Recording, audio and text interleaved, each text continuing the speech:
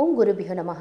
Hi friends, welcome to our Swastik educational channel AP Hindi TET DSC కోసం 6th class Lehar 1 నుంచి semester 2 లెసన్కి ఏవే ఉన్నాయో చూద్దాం.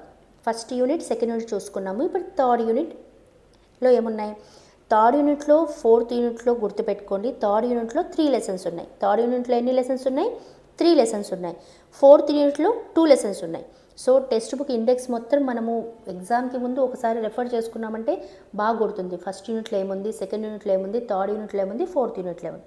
సో ఓవరాల్గా 4 యూనిట్స్ మాత్రమే ఉన్నాయి మనకి అనేది గుర్తుపెట్టుకోండి 6th క్లాస్ లెహర్లో. ఓకేనా? దీంట్లో 5th లెసన్ వచ్చి మేరీ బెహనా పాట రూపంలో ఉంటుంది బాలగీత్, ఖిలోనే వాళ్ళ పాట రూపంలో ఉంటుంది బాలగీత్, తర్కారీ దర్బార్ బాలగీత్. సో సెకండ్ యూనిట్ కూడా బాలగీతే, థర్డ్ యూనిట్ కూడా బాలగీతే, ఇది గుర్తుపెట్టుకోండి. నెక్స్ట్ వచ్చేసి 8th లెసన్ వచ్చి దో మిత్ర కహానీ స్టోరీ రూపంలో ఉంటుంది.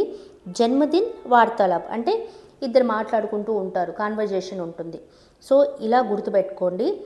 ఏవే లెసన్స్ ఏమంటే ఫర్ ఎగ్జాంపుల్ మేరీ బెహనా కైసా పాఠ అన్నా అనుకోండి బాలగీత్, దో మిత్ర కైసా పాఠ అంటే కహానీ. 6th क्लास के पाठ्यांश में पाठ्य पुस्तक में वार्तालाप का कौन सा पाठ था అంటే జన్మదిన్ అని చెప్పుకోవచ్చు.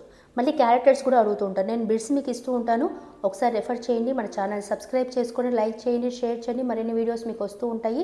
టెట్ డిఎస్సికి సంబంధించిన వీడియోస్ నేను పెడుతున్నాను, బిట్స్ పెడుతున్నాను, ఇంపార్టెంట్ బిట్స్ లాగా పెడుతున్నాను. ప్లీజ్ ఒకసారి చెక్ చేయండి. All the best. Thank you.